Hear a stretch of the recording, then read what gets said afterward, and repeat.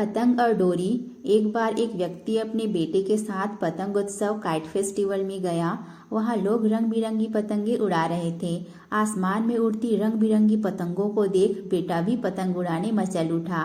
उसने अपने पिता से कहा, पापा मैं भी पतंग उड़ाना चाहता हूँ, प्लीज मेरे लिए एक पतंग खरीद दीजिए।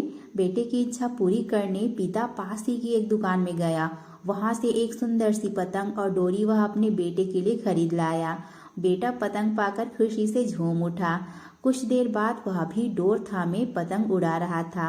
उसकी पतंग ऊंचे आसमान में उड़ रही थी, लेकिन वह खुश नहीं था। वह चाहता था कि उसकी पतंग और ऊंची उड़े। वह पिता से बोला, पापा ऐसा लग रहा है कि डोर की वजह से पतंग ऊंची नहीं उड़ पा रही है, क्यों न इसकी डोर काट दी जाए। इससे पतंग आजाद होकर और भी ऊंचे उड़ने लगेगी। लेकिन वह तो नीचे गिर पड़ी। उसने पिता से पूछा, पापा ये क्या हुआ? पतंग आसमान में और ऊंची जाने के बजाय नीचे क्यों गिर पड़ी?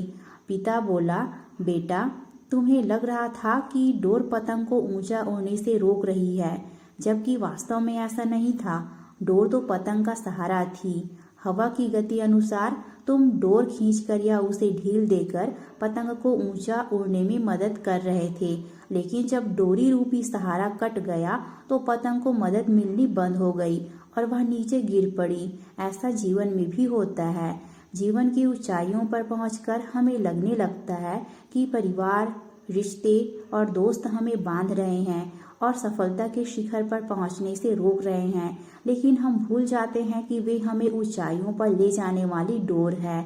उनके नैतिक बल के बिना सफलता की उड़ान मुश्किल है। बेटे को अपनी गलती समझ आ गई। तो दोस्तों, इस स्टोरी से हमें ये सीख मिलती है कि कई बार हम सोचते हैं कि हम अपने जीवन में जल्दी प्रगति कर लेंगे या जीवन की नई ऊंचाइयों को पा लेंगे यदि हम अपने घर और परिवार से बंधनों से मुक्त हो जाएंगे। बट हम भूल जाते हैं कि हमारा परिवार और प्रियजन हमें जीवन जीने में और जीवन में आगे बढ़ने में मदद करते